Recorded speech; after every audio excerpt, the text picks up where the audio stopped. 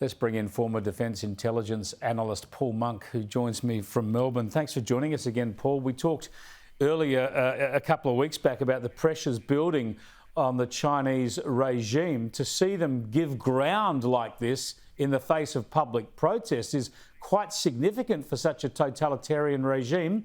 What's your interpretation of what's gone on? I think it is a very interesting development, Chris, I must say, and indeed rather uncharacteristic of Xi Jinping in particular.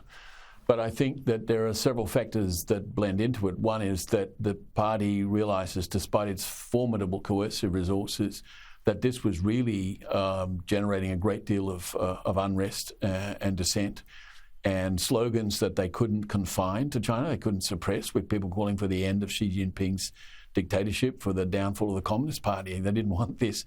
And if they resorted to just seizing or killing people, it was going to make things even worse for their international image. But the other thing, of course, is that all these lockdowns have slowed their economy seriously. There's massive youth unemployment and there's growing problems in that regard. So they've decided they really have to bite the bullet and ease off on this.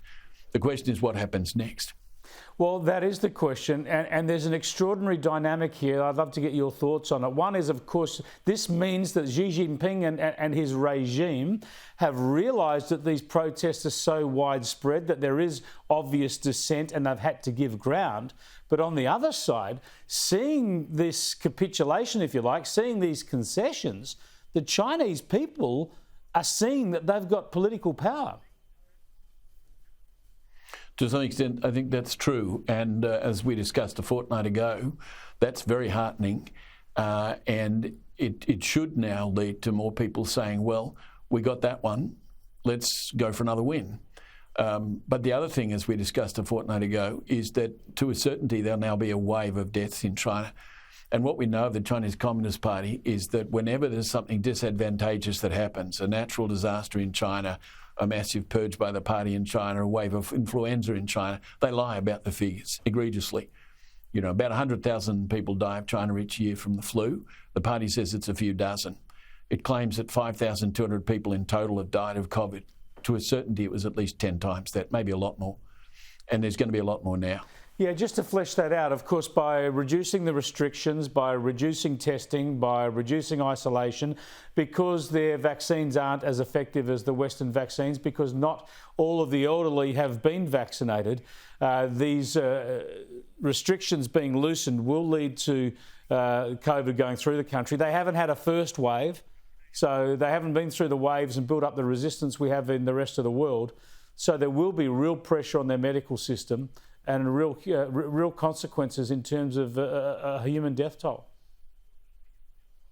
There will be, and we need to be very clear that their medical system, in terms of general public well-being, is a shambles. This was made very clear in a book by Mirong Shirkwan, who was a journalist who went to Wuhan in the very early days to try and find out what was happening. And uniquely among those people, medical or journalists who tried to do that, he managed to escape China. The others have disappeared. His book is a telling indictment of the conditions in Wuhan. The death toll far higher than publicly admitted. The hospitals unable to cope. The Communist Party apparatus denying responsibility and refusing treatment to all sorts of people. It's a damning indictment of what actually happened in Wuhan. We're going to see more of that. And what the party has effectively admitted, despite all its propaganda about its policies being more effective than those of Western democracies and of the US in particular, is now saying, well, it hasn't worked and it's going to get worse now. Yeah, this makes an already very difficult situation more fraught. Fascinating stuff. Thanks for joining us. I appreciate it greatly, Paul.